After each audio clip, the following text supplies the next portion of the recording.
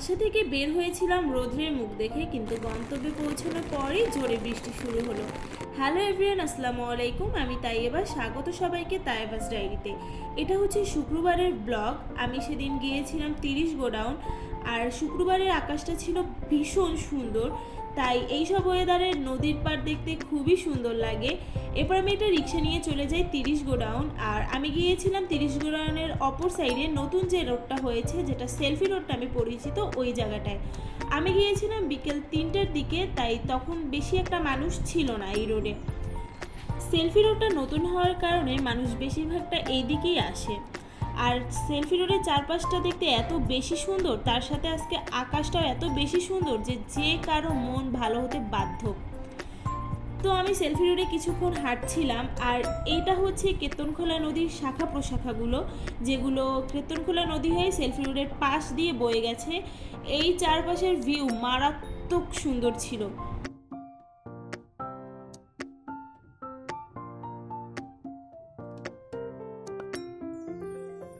এরপর সামনের দিকে তাকাতেই দেখতে পাই যে আকাশে কালো মেঘগুলো জমা হচ্ছিল, মানে আস্তে আস্তে এদিকে আসছিল।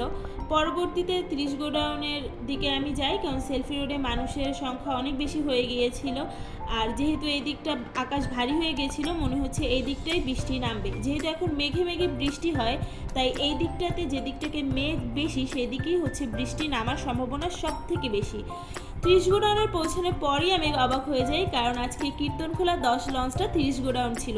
আপনারা কারা কারা এদিন এই লঞ্চটা দেখেছেন তারা আমাকে কমেন্ট করে জানাবেন। আজকের এই লঞ্চটা থাকার কারণে 30 গোডাউনের ভিউটা সব থেকে বেশি সুন্দর লাগছিল।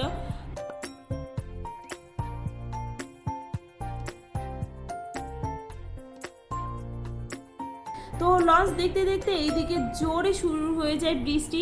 যে যেদিকে পারছিল সেই দিকে দৌড়াচ্ছিল, আর এখানে ট্রলারের মামাগুলো তাদের পার্টি বসানোর জায়গা সব কিছু ভাঁজ করছিল।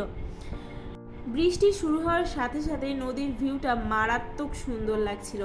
এক তো আপনার সামনে লঞ্চ, তার সামনে নদী, আর সেখানে ঝুম বৃষ্টি। আর ভাগ্যিস আমি সাথে করে ছাতা নিয়ে গিয়েছিলাম।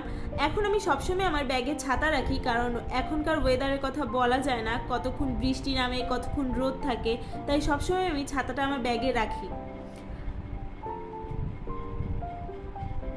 তো বৃষ্টি কমলে আমি এইদিকে আবার এই যে চিং টাপাক ডামডামের সাথে একটু ছবি তুলে নিচ্ছিলাম। এটা 30 গোডাউনে যে আসে সেই মনে হয় ছবি তোলে, কারণ এটা একটা ফানি লাগছিল আমার কাছে দেখতে।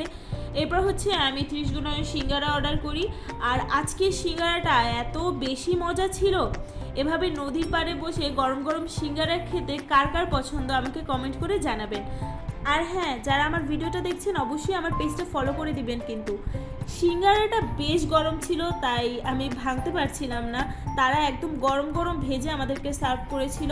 এখানে 2 রকমের সস ছিল, একটা হচ্ছে টমেটো সস আর একটা হচ্ছে সরিষা।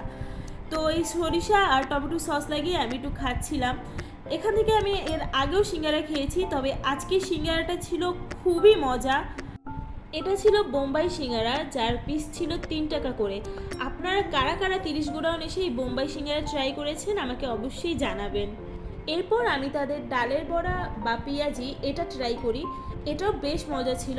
এটার পিস ছিল পার পিস 5 টাকা করে, আর এটাও একদম গরম গরম তারা সার্ভ করেছিল, সাথে বিট লবণ আর সালাদ দিয়ে। আজকে সিঙ্গারা আর পেঁয়াজি দুটোই বেশ মজার ছিল। আর এই দোকানটা হচ্ছে 30 গোডাউনের সিঙ্গারা পয়েন্টে। দোকানের নাম হচ্ছে মায়ের দোয়া সিঙ্গারা হাউস। এখানকার সিঙ্গারা, পেঁয়াজি সবগুলো আইটেমই খুবই মজার ছিল। আপনারা যারা আমার ভিডিওটা ফেসবুক থেকে দেখছেন তারা অবশ্যই আমার পেজটা ফলো করে রাখবেন, আর যারা ইউটিউব থেকে দেখছেন তারা অবশ্যই আমার চ্যানেলটা সাবস্ক্রাইব করে রাখবেন। সবাই ভালো থাকবেন। আল্লাহ হাফেজ।